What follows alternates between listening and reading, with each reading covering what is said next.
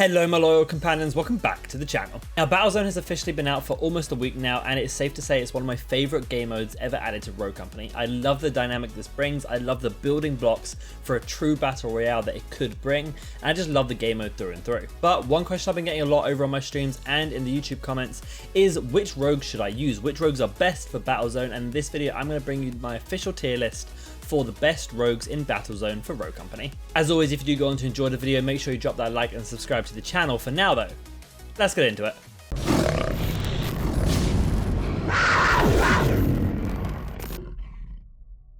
Now when it comes to choosing your rogue in Battle Zone, we all know that the only thing that matters are the ability and passive of the rogue, because weapons are all looted on the ground and gadgets and perks are all bought within the in-game shop when you're actually there. So the only thing that matters per rogue is the ability and the passive, so that is what I'm going to be judging these rogues on in this video. The tier list will be broken down as follows. S tier are going to be my insanely good rogues for this game mode, ones that in some way can regenerate health with the no health regeneration in this game mode that is so vital, so they tend to have some sort of aspect of that. A tier are going to be high impact rogues who deal a lot of damage or have something that really offers a lot to the game mode.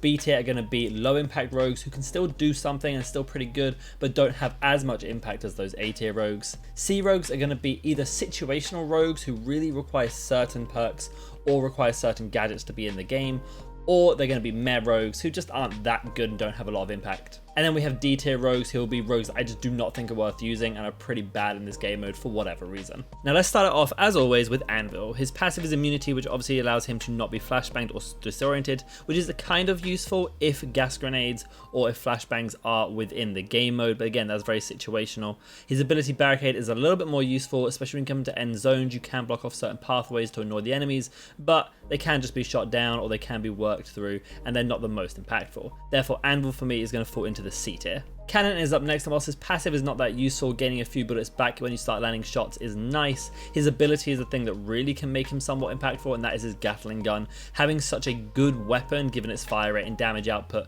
from basically the start of the round, you don't have to loot, you can just walk around with this Gatling gun, does offer a lot in some situations. However, he is very immobile when he has that out, and with the onslaught of utility that is in this sort of game mode in Battle Zone, he can get utiled out pretty easily. It kind of just depends on the situation. He therefore will fall into the B tier. Chaac is up next, and his passive is pretty good, allowing you to get away once you're down with a bit of additional health and the dodge roll available, but that is not the thing that is going to make Chaac so good in this game mode. It is going to be his ability, Rage. His ability obviously allows him to gain an additional 75 HP, which in this game mode where there's so much health going around already, just adds to the impact and sort of tankiness that this rogue can bring. Also, he is the only rogue who can really heal himself when he does take permanent damage. If you lose your health, you cannot regain it, so Chaac gives you a way of going around this, which makes him so useful and why he will fall into the S tier. Dahlia is up next, and obviously revives in this game mode are really useful because it is a one life mode, so she's going to have a lot of impact. Her passive buddy system will allow her to gain a passive from whoever she is linked to, which depending on the passive of the person you're linked to kind of depends on the weight of this. Her ability though, Danger Close with the revive, is what makes her so useful, being able to revive those teammates, get them up quickly with the cheap lifeline perk you can buy, and just get them back into the fight is very good, so she'll fall into the A tier. Dallas is up next, and Dallas can be quite useful. Obviously he is hard countered by the Ghost perk, which is available within the game, but in the early rounds before that is bought, or if people choose not to buy it, he actually can do a lot of damage with his target finder, get her down after the snap and the reveal, then recharge to find the next target. He can do a lot, and honestly splitting the map, figuring out where people are, catching them off on looting can be pretty good. He just does get countered pretty hard by Ghost in those later rounds as well, so he will fall into the B tier. Dima is up next, and Dima I actually think has a really good kit for this mode. Not only does he have the Merv launcher, which does great damage, especially when then accompanied with the Blaster perk, which increases all explosive damage. I actually think this is the first game mode where his passive makes sense, because there is so much health going around. When you do get damage with explosives in this game mode, you may not just kill them, you may not have enough, they may have tenacity, whatever it be, and his passive allowing them to then be revealed for a final push while they're trying to heal can be really useful. So I do like his passive, and he will fall into the A tier.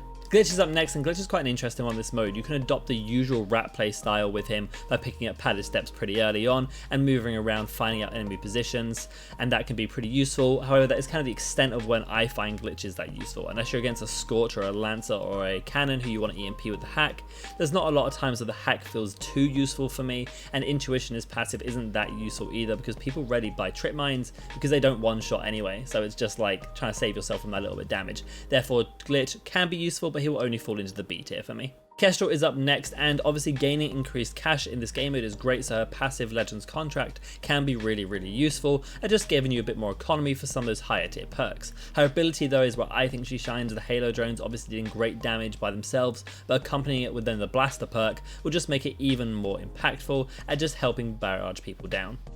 She then will fall into the A tier. Lancer comes in next, and Lancer was a difficult one for me to really place her in. Yes, I think she is really good in the standard Lancer way of getting behind people, pushing zones, and using that roll reload with a variety of weapons. Of course, roll reload will depend on which weapon you pick up.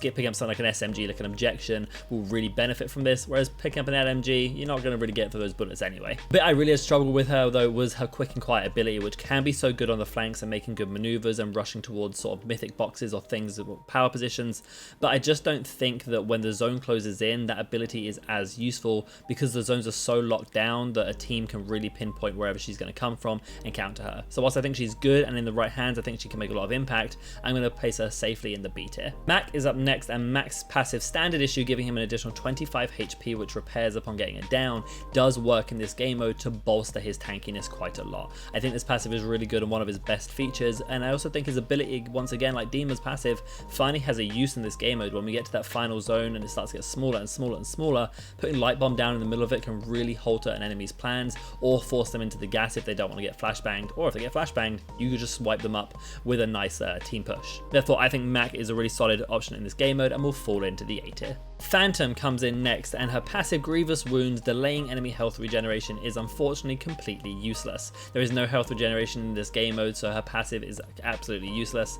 Her ability Nano Smoke is okay for a bit of smoke play, but it really isn't that useful when you put it in the grand scheme of everything you'd want in this game mode. Therefore, Phantom will be the only rogue to enter the D tier, as one I do not recommend you even playing in this game mode. Ronin is up next, and Ronin is interesting. Her underground passive does mean she's immune to all reveals and radar detection, which in theory is great, but so many people can buy the Ghost perk in this game mode if you save up the right amount of economy that it doesn't have the same weight. You basically have Ronin's passive for saving that income, so you don't have to buy that perk and you can spend it on other things, which is useful. And her ability Ballistic Knife can be really good as well, especially once again equipping it with Blaster, but it doesn't stack up to some of the other high explosive damage abilities that we have within some of these other rogues. So Ronin for me is going to fall into the B tier. Runway is up next, and I want to put a slight point on Runway with her passive fully loaded, allowing her to carry 2 primary weapons. It is currently bugged in the game right now where you cannot carry 2 primary weapons, but the idea behind it is that you would be able to pick up 2 primary weapons from Battle Zone, whereas normally you can only pick up 1 and it swaps between them. But when that is fixed, I think the value of having 2 primary weapons, both 1 short and 1 long, could be really good for her and give her a distinct advantage over other rogues. Her ability also is incredible. Supply on demand, deploying a briefcase which can grant infinite ammo and additional purchased gadgets, means that you can really stack up utility, which is so prevalent in this game mode. You can have 2 incendiary grenades, you can have 2 or 3 normal grenades, bounce grenades, Semtex. There's a lot you can do and a lot of damage you can do, especially when you start putting the Blaster perk on some of those lethals. Therefore, Runway for me is going to fall into the B tier, although she does have an argument to go into A tier. Saint is up next, and I already stressed the value of medics within this game mode, and Saint takes that to the next level. Not only can he revive any teammate anywhere on the map, unlike Dahlia who can only pick 1, his passive is crucial in this game mode, allowing him and the person he's reviving to gain health and regenerate health because you come back with extra. This is mostly actually a benefit to Saint. When he revives someone, he can heal himself because of that passive. I think he's really strong. He again is one of the only rogues other than Chaac who can regenerate actual HP in this game mode with their ability and their passive and their general kit. So Saint is going to fall into the S tier for me as just a crucial medic that you want, and honestly the best rogue in this game mode. Scorch comes in next with her passive Fireproof, being immune to fire damage, which is only really useful if incendiary grenades are an available gadget on the rotation in the game you're playing. If they are, she becomes a really useful rogue. If they're not, her passive doesn't really mean much. Her ability, however, does still have some weight, giving you that additional damage when shooting somebody in this game mode where there is so much health. Any extra damage you can get, any advantage you get in gunplay will be pretty beneficial, but again, due to this situationalness, she is going to fall into the C tier. Seeker is up next, and I think his ability can be useful in early rounds, but at the point when the people buy Ghost, it does become completely useless, and the damage from it in this game mode isn't actually that impactful because it will just about do enough to take off some armor, which can be repaired afterwards in the later rounds. So his ability doesn't have as much weight as it does in something like Demolition, where it's so useful. His passive, though, can be pretty nice, that 2 times damage on projectiles if you get the right sort of lethals in your equipment. Can be really good, but again, is very situational, so he will fall into the C tier. Sigrid is up next, and her passive Athletic, allowing her to be immune to slows, isn't really that impactful generally in the game at the moment,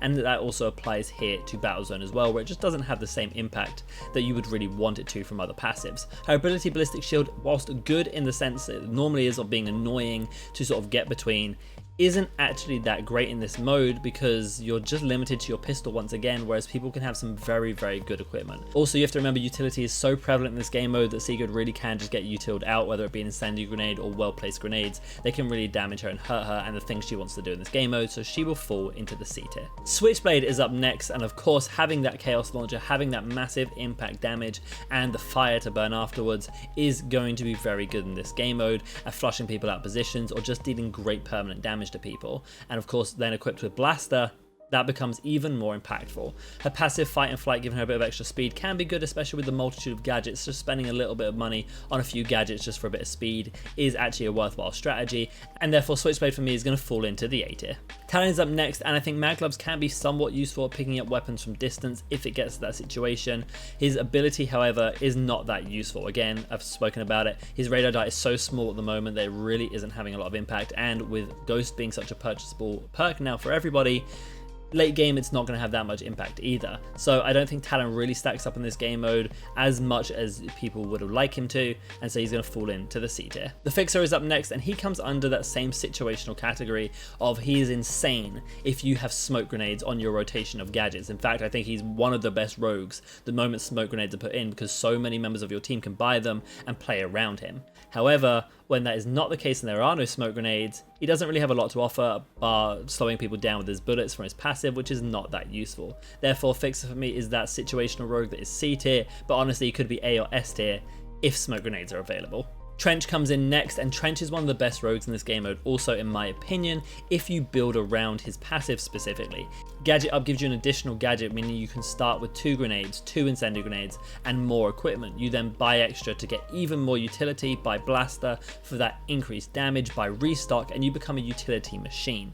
He's so good in that particular playstyle, and his ability can be somewhat useful in later zones, but really it is that passive and playing around the utility that makes him so valuable, and he will fall into the A tier for those reasons. Umbra, the new rogue, is up next, and he has a good kit for Battle Zone also. Siphon gives him additional max health whenever he gets a down or assist, which in a health based game mode can be really, really valuable, so you do like his passive in this mode. His ability Arachnid, also then paired with Blaster, can deal a lot of damage and really flush people out of position. With the zone closing in, having that spider in those final zones can put the enemy under a lot of pressure or force them to take a lot of damage in these situations, and therefore Umbra is going to fall into the A tier for me.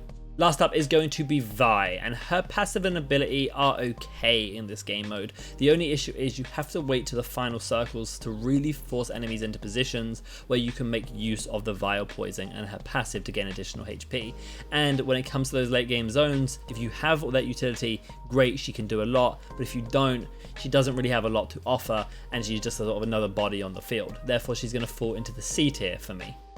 That's going to take us to the end of the tier list though, guys, for the best rogues in my opinion for Battle Zone within Rogue Company. Again, this is Battle Zone specific. There will be a video later this week which will be a tier list for all rogues generally within Demolition and Respawn modes, as I usually do, but this one, as I said, is for Battle Zone specifically, which is the mode I'm enjoying so much right now, and I know so many of you are. In fact, in the comments down below, I want you to tell me, as well as what you think of this tier list, tell me what you think of Battle Zone generally and whether you want it to be a permanent mode within Rogue Company going forward. Closing. Cannot fail.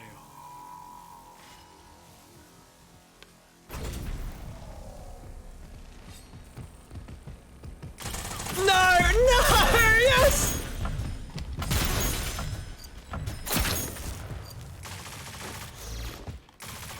Lethal out. No, you probably got me. There's no way. Dude, I almost got that, bro.